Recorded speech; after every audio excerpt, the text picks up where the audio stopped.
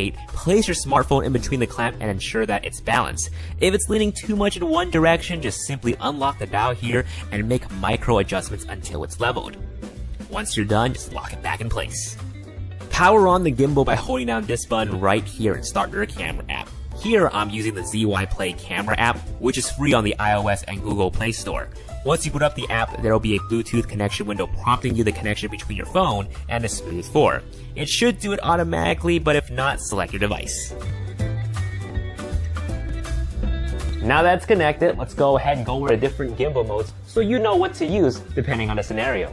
By default, we are in pan follow mode, indicated by this P, F, and L toggle above the power button. Pan follow mode only follows your left and right movement, but not up or down. By toggling down to L, you'll be in lock mode. The gimbal is now locked off in one direction, meaning it will not follow your left or right movement, nor up or down. And this is helpful for when you want to go on a straight path and ensure that your phone will not drift off course. On the back of the Smooth-4, you're going to notice two triggers. If you hold the bottom one, you will be in following mode. And in this mode, not only will it follow your left and right movement, but also up and down. You can actually use the full follow mode to position the camera at an extreme angle. Just hold down the bottom trigger and guide the phone to where you need it to be, and then let go. Now you can operate the gimbal at the desired angle, perfect to film up skyscrapers and trees. To reset the position, just double tap on the bottom trigger. If you hold the top trigger, you'll be in phone go mode. Now this is a new mode exclusive to the Smooth-4 that will allow you to quickly move the phone in any direction that you need it to be.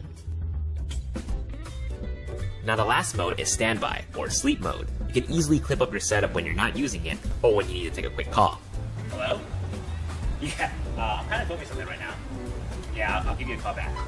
Okay, alright, bye. And then unclip it to quickly resume filming.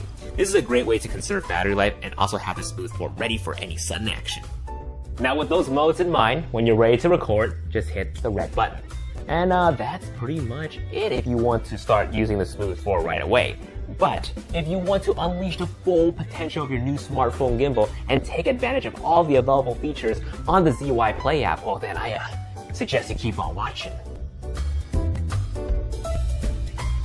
Let's go over the user interface first. Starting in the top left corner, we have the home icon that takes you back to the device selection screen. To the right of it are a set of 5 icons. The first one lets you know if the Bluetooth is paired between the phone and the gimbal. The second one shows what photo mode you're in, and we'll go over the different photo modes in just a bit. Third is flash, fourth is timer, and the last icon lets you know if HDR is enabled or not. HDR stands for high dynamic range. On the top right corner, we have battery indicators for both your phone and your Smooth-4. Bottom left corner, we have the album icon and the object tracking icon. And we'll talk about how to access these in a later part of the video. Lastly, on the bottom right corner, we have the filter indicator letting you know what filter you have selected to overlay your photos and footage. Alright, let's go ahead and move on to the little buttons now. To navigate through the different menus, we'll be using the wheel to go left or right and the middle button to confirm our actions. Get it? Got it? Good, because we're going to start on the bottom with the basics. The red button here of course triggers movie recording. The button to the right of it takes a photo. The bottom button of the wheel allows you to access the album to all of your recorded contents. Now, it's important to note that you need to highlight and select the clips you want to save to your phone's camera roll if you want to offload your photos and videos to your Mac or PC. If you decide to delete a clip, just hit the trash can button up here. Moving on, the crosshair button that is to the left of the record button, that is the zoom and focus toggle, and the wheel on the side controls those settings. If you're in zoom mode, the wheel will control the zoom. If you press the crosshair toggle once, it will be in focus mode. Now the wheel will control the focus. As we make our way up to the rest of the buttons, the left wheel button here switches between front-facing camera and back-facing camera. Right wheel locks and unlocks the exposure compensation control. By default, the camera app will shoot in auto settings, meaning it will determine the best settings to properly expose the shot for you automatically. However, exposure compensation gives you a little control. In case you need a little light in your scene, hold down the center button to activate the flashlight on your phone. Hold it down again and turn it off. Top button brings up the video resolution option. The maximum resolution and frame rate will depend on the phone that you have. Rotate the wheel to select your choice. Once you decide it, tap on the center button and hit the menu button to exit. Now, you may have noticed that there were a lot more options to play with than just selecting your video resolution. To bring those options back up, press on the menu button again. The first icon in this box is camera. When you select it, you have different photo modes to choose from, such as panoramic, long exposure, slow motion, time-lapse, motion time-lapse, and vertigo. Once a mode is selected, to activate its features, you just press on the camera button. Now, to not make this video too long, we're going to have to go more in depth on some of these other features and how to maximize them in future videos. But modes like the panorama, slow motion, and time lapses are very easy to use. The panoramic mode will move the camera around, take multiple photos, and automatically stitch them up for an epic shot. When slow motion is selected, it will record the video and will automatically slow the video down for you during playback. Other features like time-lapse, long exposure, and vertigo will have a window prompting you to program settings and waypoints before automating the movements to capture a perfect shot. Moving on to the second icon, which is the flash. You can enable this to auto or on if you want to use the phone's flash to light your photos.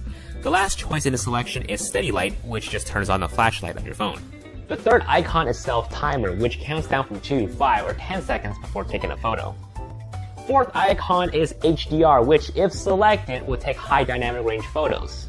The fifth icon is white balance, which will allow you to change the color temperature depending on the lighting situation that you're in. The sixth icon is video resolution, which we already covered. Seventh is manual control. Now, earlier we talked about how when the app boots up, it will default in auto settings. If you want to have full control of the camera settings, turn this on. Once enabled, you'll be able to use the control wheel to adjust each parameters to your liking. Eighth is scene, which gives you two options for responsiveness of the gimbal. Walking is selected by default, giving you normal responsiveness, or you can select motion if you'll be needing the gimbal to react quicker to your movements. Ninth icon is filter, which again allows you to select a filter look that overlays your footage and image.